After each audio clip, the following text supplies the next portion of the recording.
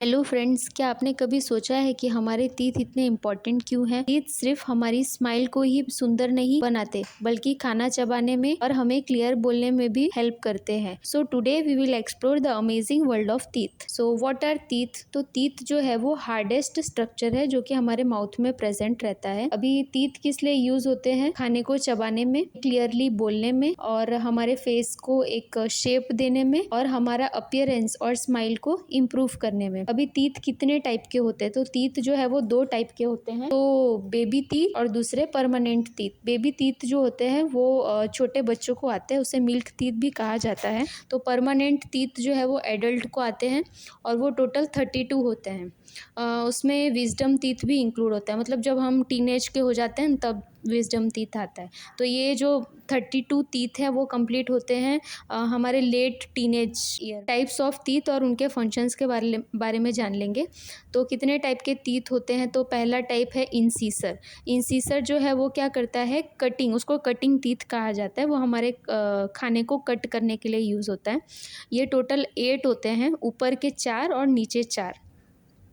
और ये जो है वो फ्रंट में होता है, मतलब सामने ही होता है। सामने के 4 दांत और नीचे सामने के 4 दांत, इन्हें इंसिसर कहा जाता है। इनका जो फंक्शन है वो क्या है? कटिंग और बाइटिंग ऑफ फूड, मतलब खाने को कट करने के लिए और बाइट करने के लिए यूज़ होता है। इसका एग्जांपल है जैसे कि biting of apple, biting an apple. ठीक है। अभी जो नेक्स्ट टीथ का जो टाइप है वो क्या है? कैनाइन। कैनाइन को कहा जाता है टीयरिंग टीथ।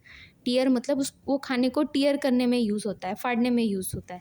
तो ये जो है वो 4 टाइप के मतलब 4 होते हैं, और ये शार्प होते हैं और पॉइंटेड होते हैं। इनका फंक्शन है टीयरिंग ऑफ फूड, और इसका एग्जांपल जैसे कि टीयरिंग ऑफ मीट। ठीक है। आगे के जो दांत है वो सिर्फ कट करने के लिए यूज़ होते हैं, पर कोई भी चीज़ अगर फाड़ना है तो उसके लिए वो कैनाइन टीथ यूज़ होते हैं। अब उसके बाद आता है एक और टाइप, वो है प्रीमोलर। प्रीमोलर टीथ जो होते हैं वो उनको क्रशिंग टीथ भी कहा जाता है। वो टोटल 8 होते हैं और ये कैनाइन के पीछे होते हैं। आप इमेज में देख भी सकते हैं।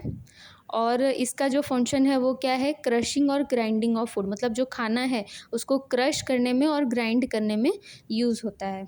उसके बाद आते हैं मोलर टीथ। मोलर टीथ जो होते हैं वो सबसे ज़्यादा होते हैं, 12 होते हैं, और इसमें विजडम टीथ भी इंक्लूड है। ठीक है। आपने सुना होगा मम्मी लोगों से, विजडम टीथ मतलब वो बोलते हैं ना अक्कल दाढ़, वो होती है विजडम टीथ। तो ये जो मोलर है वो मोलर यूज़ होता है ग्राइंड करने के लिए। टीथ जो मतलब हमारा खाना है उसको ग्राइंड करने के लिए और चबाने के लिए यूज़ होता है। ये जो है वो सबसे लार्जेस्ट टीथ है, मतलब सबसे बड़ा टीथ यही होते हैं। अभी हम ये इमेज में देखो देख सकते हैं, ये जो आगे के 4 दांत है जिसपे हमने आई लिखा है वो क्या है? इंसिसर। और ये जो साइड के दांत है जिधर सी लिखा है वो है कैनाइन। और ये जो उसके बाद कैनाइन के बाद के जो 2 दांत है उस जिसपे पी लिखा है वो है प्रीमोलर। और फिर लास्ट के जो 3 दांत प्रीमोलर के पीछे है, ये 3, इनका ये क्या है? मोलर। वैसे ही ऊपर भी होते हैं और वही नीचे भी होते हैं। अभी हम नेक्स्ट इमेज में देख सकते हैं कि ये जो टीथ के ऊपर का जो पार्ट है उसे क्राउन बोला जाता है। फिर उसके जो बीच में है वो नेक है, और जो नीचे है वो क्या है? रूट है। अभी जो भी टीथ के टाइप्स हैं वो अलग अलग टाइप के टीथ होते हैं, वो हम देख सकते हैं। देखो विजडम टीथ कैसा होता है? वो ये शेप के होते हैं। फिर ये मोलर टीथ, फिर ये प्री मोलर, कैनाइन और इंसिसर। टीथ से रिलेटेड कुछ प्रॉब्लम्स के बारे में।